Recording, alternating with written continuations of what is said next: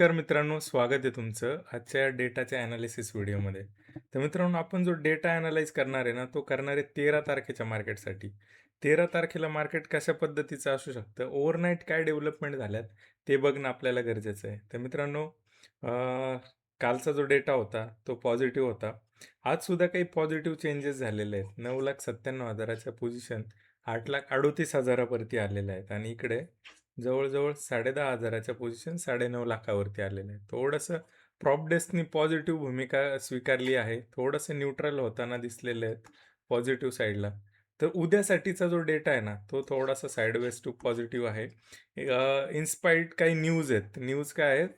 Iran आणि अमेरिकेचं जे आहे, ते हर्मुजचं पुन्हा एकदा इराण बंद करण्याच्या हिशोबाने आहेत. अमेरिका म्हणते आम्ही काही त्या ठिकाणी तैनात केलेलं आहे सैन्य आणि इराणने जर काही नाटक केलं तर आम्ही अटॅक करू. ओके.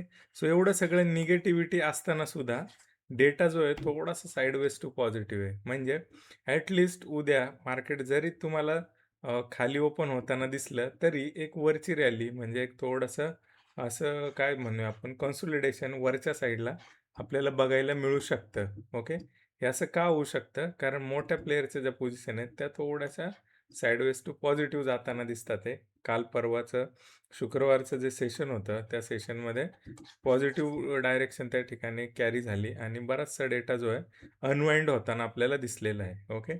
सो अशा हिशोबाचं हे जे गणित आहे हे आपल्याला डेटावरती दिसेल आणि मग तो न्यूजचा जो इम्पॅक्ट आहे तो आफ्टर 12-1 PM नंतरून तो आपल्याला बघायला मिळेल. रिझन बिंग ज्या पण पोझिशन हे लोकं पॉझिटिव्ह घेऊन गेलेले आहेत ते त्यांना त्या ठिकाणी थोड्याशा पचवाव्या लागतील, अनवाइंड कराव्या लागतील आणि मग जर काही न्यूज बेस रॅली येणार असेल निगेटिव्ह साईडला तर ती येऊ शकते. ओके.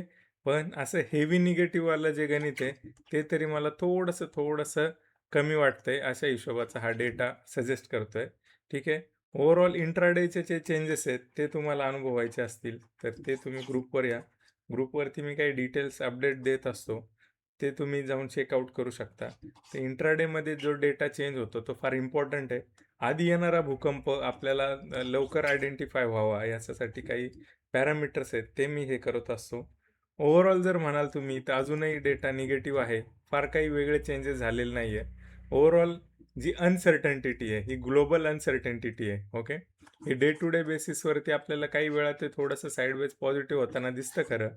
पण रिॲलिटीमध्ये अजूनही काही जी अनसर्टन्टिटी आहे ती मार्केटमध्ये टिकू नये आणि ह्या हिशोबाने ज्यावेळी लाँग पोझिशन डेव्हलप कराल त्यावेळी फार सिलेक्टिव्ह पोझिशन त्या ठिकाणी आपल्याला हे करावं लागतील. आता 2 अपडेट आलेले आहेत तुम्हाला सांगायचं हे, की आपला एक टी-बी-झेड नावाचा जो स्टॉक होता म्हणजे त्रिभुवनदास ज्वेलर आणि दुसरा कल्याण ज्वेलर्स. तर फार चांगली मूव्हमेंट त्या ठिकाणी दोन्ही स्टॉकने दिलेली आहे आणि ऑलमोस्ट 20-20% दोन्ही स्टॉक वरती आहेत. ओके.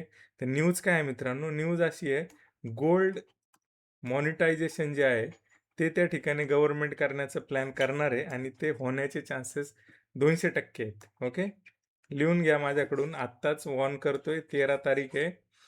ही न्यूज येण्याच्या आधी मी बऱ्याच वेळा म्हणतो, की न्यूज नंतर येतात, घडामोडी आधी घडतात. तर ह्या ज्या स्टॉक्समध्ये हे जे कार्यक्रम चाललाय, हे गोल्ड मॉनिटायझेशनचा हा इम्पॅक्ट 100% त्या ठिकाणी असू शकतो आणि त्यामुळेच हा 20%चा जो मूव्ह आलेला आहे या दोन्ही स्टॉकमध्ये, तो अशा हिशोबाने आहे.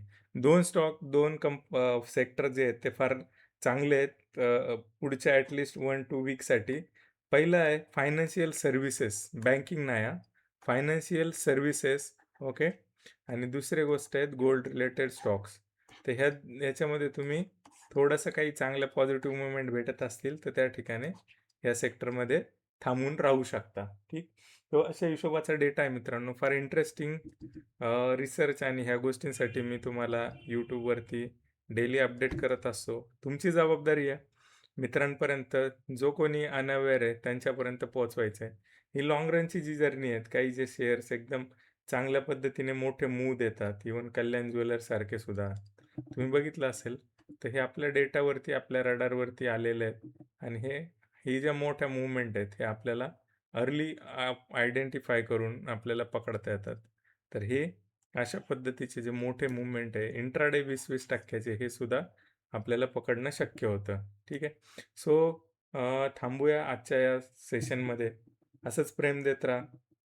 व्हिडिओज रेग्युलरली वॉच करण्यासाठी बेल आयकॉनवरती क्लिक करणं फार इम्पॉर्टंट आहे. ओके. सो जी घंटी आहे, ती घंटी दाबायला विसरू नका आणि सबस्क्राईब नक्की करा. तर रिअल टाईम व्हिडिओज तुम्हाला यायला मदत होईल. सो थांबूया आजच्या व्हिडिओमध्ये. Thank you. इन बिटवीन एक अपडेट द्यायची आहे तुम्हाला. एक आपण लाईव्ह केलं होतं YouTubeवरती. कुणाचं मिस झालं असेल, तर हे जाऊन चेकआउट करण्याचा प्रयत्न करा. हा जो लाईव्ह आहे, हा फार इम्पोर्टंट लाईव्ह आहे. काही इन्साईट्स दिलेले आहेत. मी इंट्राडे स्टॉक्सवरती कसे जातात 20% पर्यंत. तर हे जो आहे ना, 1 सव्वा तासाचा जो व्हिडिओ आहे, तो जाऊन बघण्याचा प्रयत्न करा. ओके. सो थांबूया. Thank you.